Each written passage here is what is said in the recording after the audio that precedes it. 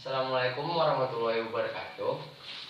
Wilujeng enjing pemirsa, abdi Muhammad Rayhan Zulkifli bade bawakan berita di Sekilas Warta. Sababaraha poe anu kaliwat, harga ayam nu anjlok hingga 12.500 per ekor. Jauh ti handap harga rata-rata 16.000 per ekor. Para peternak ayam mandiri banyak nu gulung tikar lantaran anjlokna harga ayam.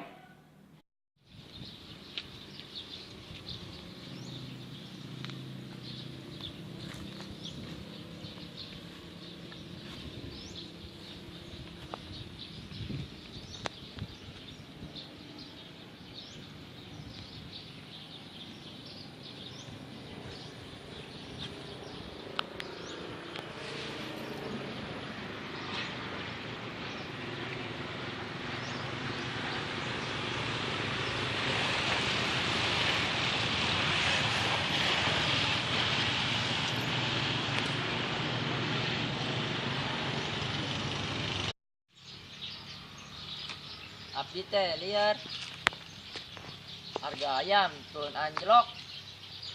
Abdi jual murah nanti abdi rugi. Abdi jual mahal teu aya nu beli. Terpaksa abdi tutup sekedap sampai harga ayam balik normal. Pan abdi teh harga ayam cepat normal deui. Pak Presiden tolongnya. Oke. Abdi Muhammad Rayhan Zulkifli sakitu wae anu dibawakan berita jeung abdi di Sekilas Warta.